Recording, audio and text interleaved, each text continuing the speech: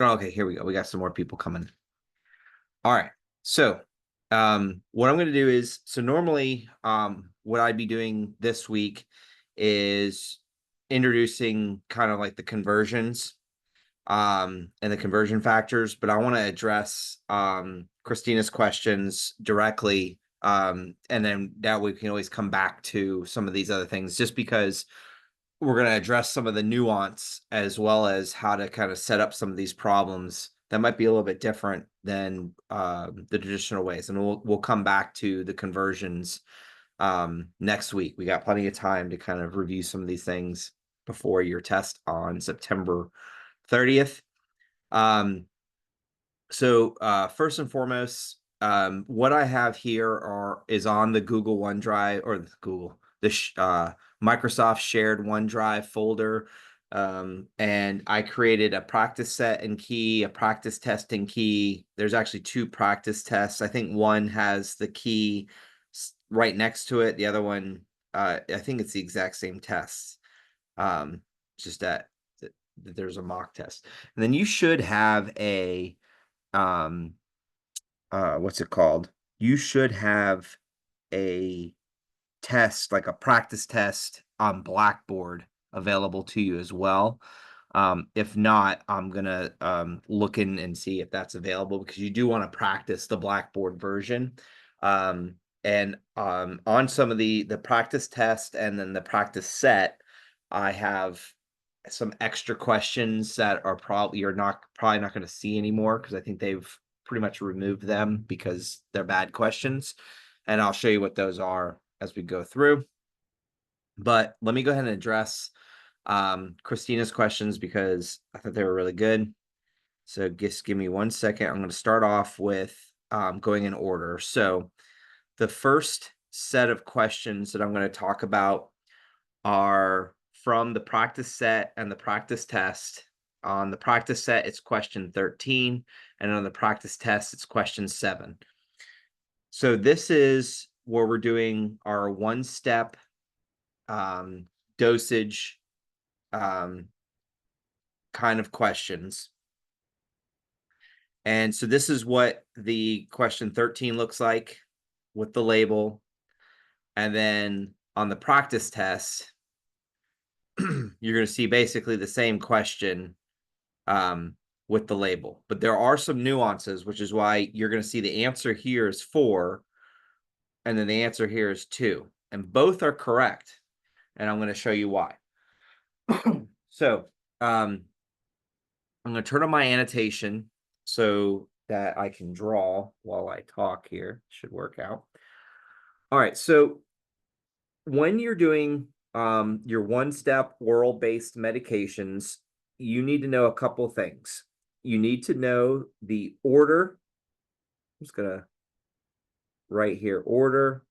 You need to know what you have available. And you need to know what you're looking for. So sometimes you're looking for capsules. Sometimes it's tablets. Sometimes it's milliliters. So you need to know what you're looking for. So this is kind of like the question, what are you looking for? And a lot of times the question will give you that information. Now, when you're first semester, there's some things that you need to kind of learn and brush up on. Some of this is just accessible online. Some of it just comes with the practice of learning some of these things. So when it tells you the order, the way that an order is written is typically it'll say your patient receives or the doctor orders. Okay. So a lot of times it's very direct. It says the doctor orders 500 milligrams of a particular medication, or your patient is to receive a certain strength of a particular medication. That's your order. So in this question, the 500 milligrams is your order. Now, there's some other information that's important listed here in an abbreviation format, and you'll see this commonly used in shorthand. You're going to see this a lot with, especially with medications and dosages. This is kind of like the pharmaceutical language. So you do need to know what these abbreviations are. I just want to check my folder, because I used to have a list of common abbreviations. I just don't know if I still have that listed. I don't see it. Okay. So I don't see the common abbreviations to kind of guide you to that, but if I find it, if you don't have it on your own, then we'll make sure you get it. So PO is shorthand for per oral, which just means by mouth. So when you see PO, it means by mouth. This is important because you might get a question more so like on ATI, maybe NCLEX, where it's like PR, which is per rectal. So you would want to make sure, like if it's suppository, that you're administering it in the correct orifice. Okay. So that's kind of just something to pay attention to. But for the dosage calc test, most everything is going to be either oral or parenteral or IV. So you don't need to worry about like anything going in the ear, the nose, or the anal canal. The other thing you need to know is this BID. BID tells you that you're going to give this patient 500 milligrams twice a day. Okay. So if you see T, like as in 3T, ID, that would be 3 times a day. You might see QID, Q as in quarter, which is 25 or 1/4. So that's 4 times a day. You'll also see it written out as every so many hours. So for BID, you would also see it written as Q12H. So Q12H means every 12 hours. Q8H means every 8 hours or 3 times a day. Q6, Q4, you could see any arrangement of those, but you want to make sure you're aware of what those abbreviations are and stand for. And I try on the practice set and the practice test to use a variety of those. Also, if you see QD, that means every day. So don't get QD confused with QID. There's going to be a letter in between. Also, the QID is typically written, well, I can't say it's written in lowercase because BID, it would just, you put a Q in there and then it's 4 times a day. All right. The next thing is, it usually will say like you will give, and sometimes it's very like open-ended, like you will give what? So this is where you have to look at the label. Now, I'm doing this, some of this stuff's going to it's going to be very obvious, but if you approach what I'm kind of talking you through this, when you look at your label, the label and the order should give you everything that you need in order to figure out what you're giving this patient. And then I'll kind of throw in some like, obviously it wouldn't be this sort of questions and answers and scenario when you're doing this. So first of all, we look at our label, and one of the things that I think is very helpful, especially for first semester, first year nursing students, is just Google search, or whatever your preferred search engine is, search for labels, different pictures of labels, get used to seeing what they look like, because some of the labels you will see on your tests will be pretty consistent and similar. Some might be just a little bit different, and it's helpful to look at different labels so you can kind of get an idea of the information that's on there. So I'm just going to focus on the things that are important. We don't really care about it squib. We don't care about this NDC number. What we care about is it the correct medication? So it didn't say which medication here, but since it's the label, this is what we're assuming. What is the medication? How is it distributed? So it's distributed in capsules. And then it tells us the strength right here. Now, some students will get hung up on this 100 capsules. That's just telling you how much is in the bottle. So the whole bottle has 100 capsules. You don't give somebody all 100 capsules ever. I mean, that's not something that you're going to be doing. The pharmacy has it. They're going to administer what they need. And then I'll also add some extra context and information for different another variation of this question that you're probably not going to see, but you could see, and then what that would look like. So it says your patients to receive 500 milligrams PO BID, and then it says how many, what will you give them. So you're going to give them capsules. If it was milliliters, milliliters would be listed in there. If it was tablets, tablets would be listed in there. So the label tells you how it's administered. Just like if you look at a bottle of Tylenol or something like that at the house, how it's administered is typically indicated on the label. Now, when one of the things that we're going to pay attention to on this too is a question such as, well, what am I solving for here? Am I solving for how much they receive per dose or how much they receive per day? So one of the things that you'll notice is that in a lot of these questions, if it doesn't tell you specifically per dose or per day, then you're looking for per dose. If it tells you your patient receives 500 milligrams POBID, you will give, or how many capsules will you administer per day? Then you want to count up your capsules for the whole day as opposed to just the dose. But I would say for the most part, you're pretty much just going to be doing the per dose system. If you were doing if you were a farm tech and you were studying to get your farm tech license, and they wanted to make sure you understood how much of a particular medication to administer for a patient to take home with them, then there's a little bit more of a, you need to know that 500 milligrams BID, and then for 10 days, then you would want to make sure you have enough pills in the bottle that they're taking home so they're not coming to the pharmacy every 12 hours to do their prescription. All right, so 500 milligrams. Now, there's a couple ways you can do this. A lot of students early on like to do this, what's called the order over available times their quantity approach. Some of you call it desired over have, but that works too, as long as you know what that means. I like to use order over available because order is what's been ordered, available is what you have available, as opposed to desired. I don't know if the wording just doesn't make sense to me. And quantity is one of those ones that sometimes gets missed out on. So if I'm doing this, my order is 500 milligrams. My available is 250 milligrams. And my quantity is 1 capsule. So you just do 500 or 250 and you get an answer of 2 capsules, like it says there.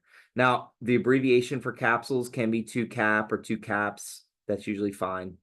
Okay. If you're doing dimensional analysis, I always start off with my order. Sometimes I put it over 1 just for visualization purposes. And then my conversion factor is my available. So I'm converting milligrams to capsules. 1 capsule, 250 milligrams. I'm doing this because I've had some students ask me, will I be doing dimensional analysis or order available or ratio proportion? I don't particularly care, and your instructors don't typically care what form you use. They just care that you get the right answer and that you could replicate it if asked or if needed to. All right.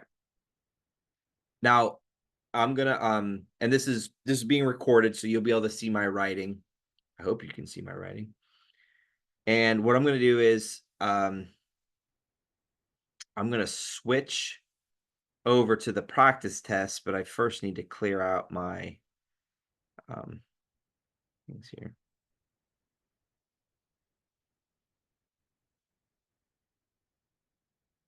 Well, that's fine. I'm just gonna switch over, or no, I need to that switch here, go back to my annotation.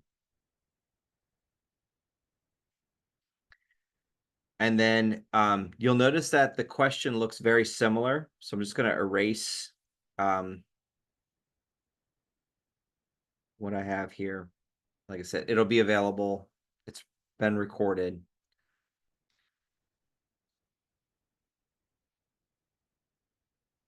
Sorry, I thought there was an easier way to just do this, but okay. All right. So it says that we have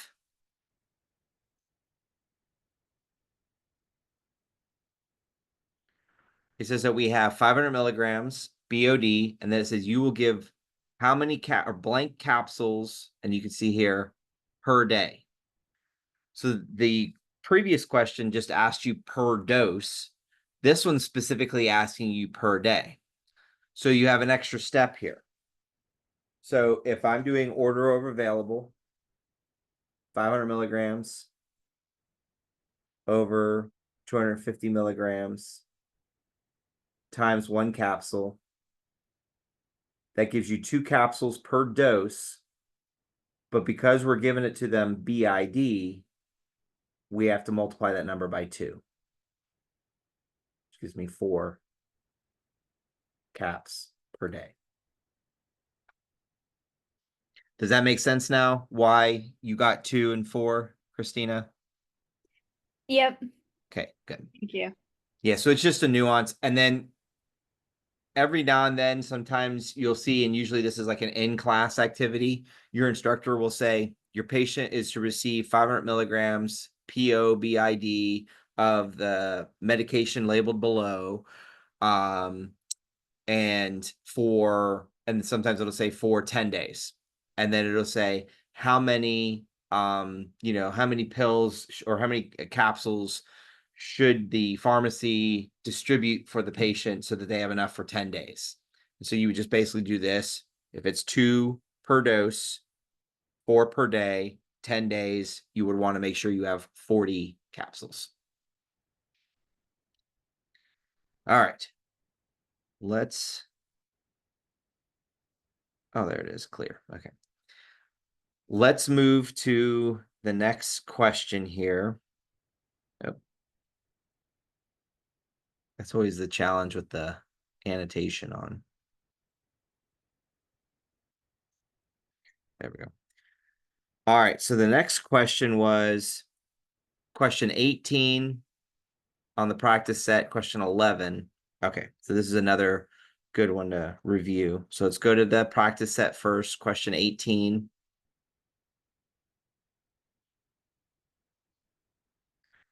So I'm leaving the answer key here so you can kind of see what we're getting towards.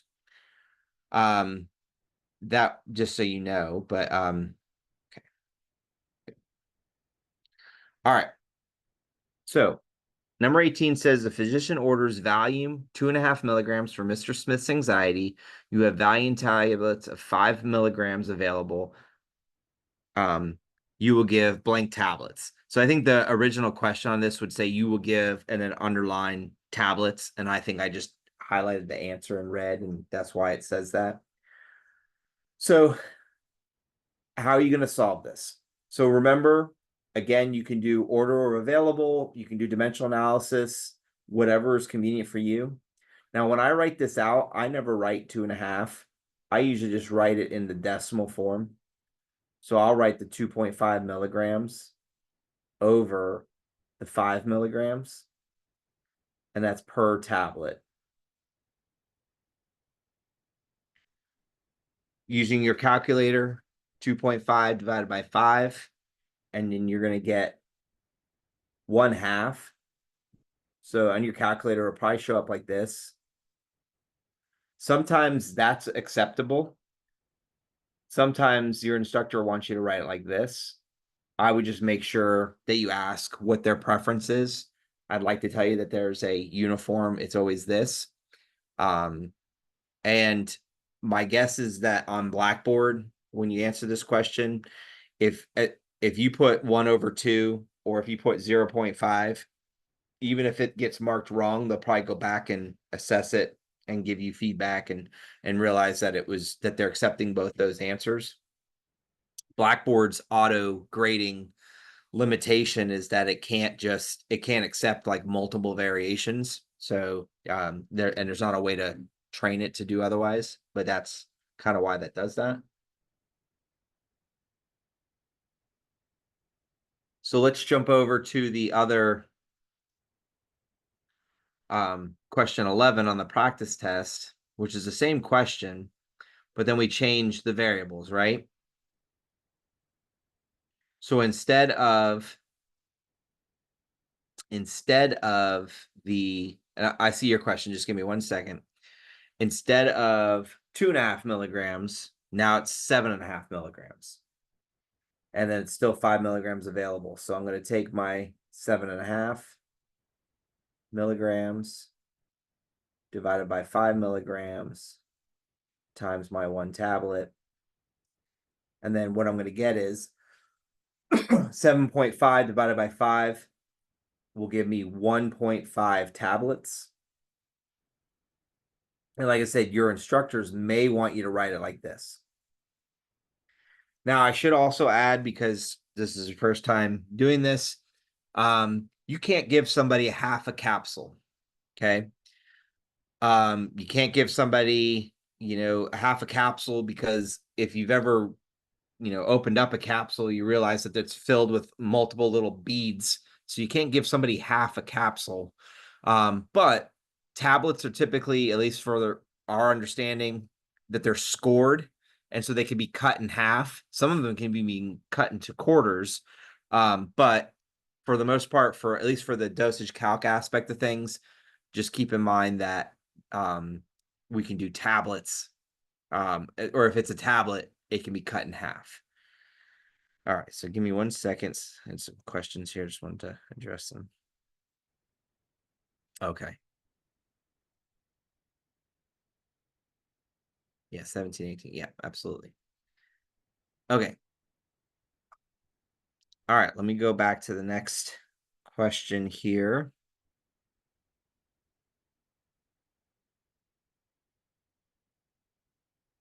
All right, so we did 18 and 11. All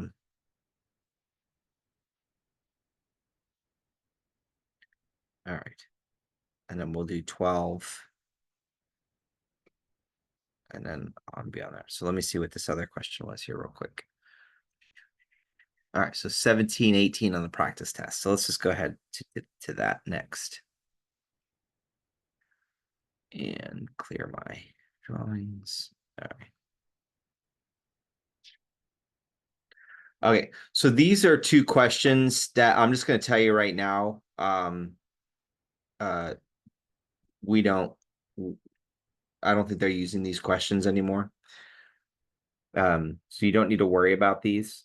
So I'm just going to tell you right now, just ignore 17, 18 until I revisit this and get it corrected.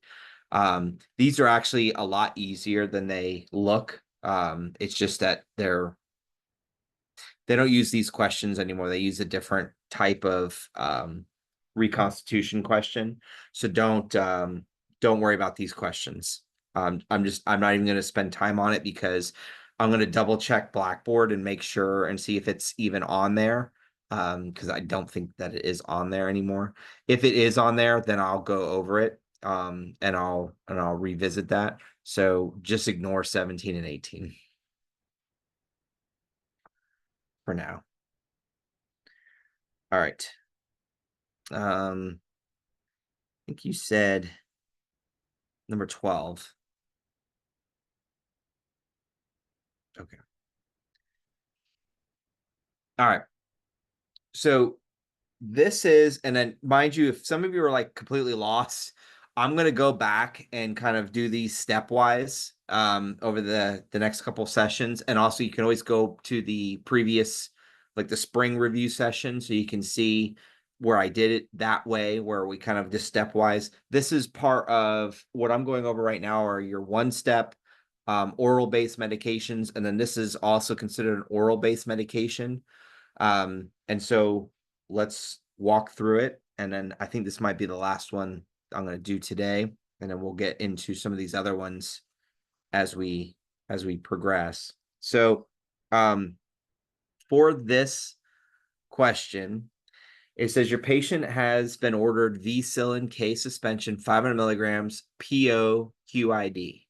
So QID, remember, that means 4 times per day. Okay, PO by mouth, QID. Now, anytime you see the word suspension, Suspension tells you it's a liquid. So that's a clue that you're looking for milliliters. Okay. Now, on your test, it tells you, how many milliliters will you give per dose. So it actually tells you that. Okay. But if it doesn't, or if you're like on ATI and you're like, well, what am I looking for? If it says suspension, if it says subcutaneous, if it says intravenous, intramuscular, it's mLs is what you're looking for, milliliters. Okay. So what is my order? So sometimes I'll make like a little key here and I'll say my order is 500 milligrams. Okay. I'm looking per dose. So my question is, how many milliliters? And then my available is going to be right here on my label. So there's a lot of extra information on these labels. Like, remember I said, you don't need to worry about NDC. You don't need to worry about the total volume. You don't need to worry about the manufacturer. You do want to make sure you're using the same ordered medication. And then what you're looking for is down in here. Now, this is a tricky one because it gives you two availables, and basically it's just two different units of measure. So it tells you 125 milligrams, and then in parentheses, 200,000 units for every 5 milliliter. What this means is that this medication could be ordered, the doctor could put an order in as milligrams, or they could put it in as units.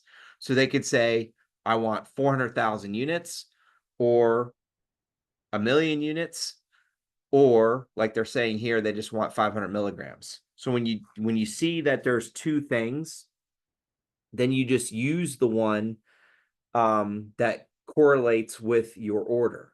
So the milligrams, so we can ignore this. The only reason we would need this 200,000 units is if the order was in units.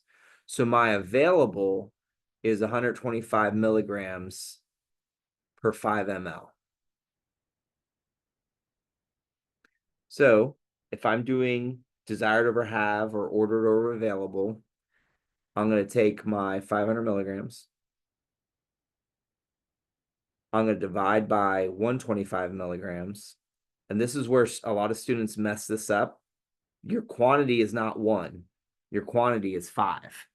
So you want to make sure you multiply by 5 milliliters when you do that.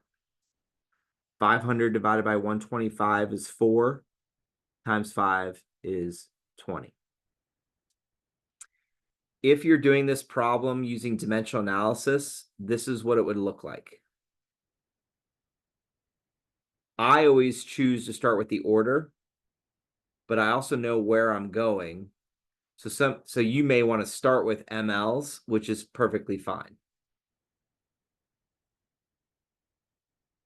Either way, you're going to get to the same answer.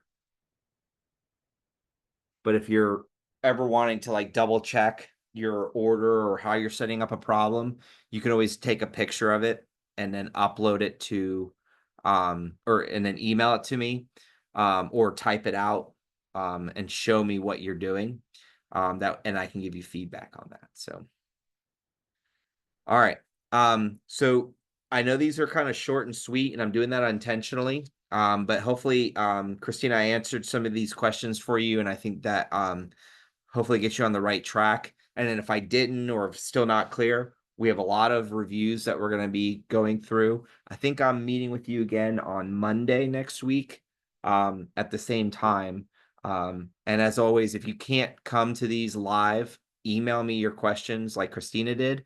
And that way I have some content to work through, even if you can't be here during the live review. So, all right. So I have another session starting up in just a little bit. So, but I'm going to go ahead and turn off the recording and then just ask you if you have any questions, and you can ask if you're,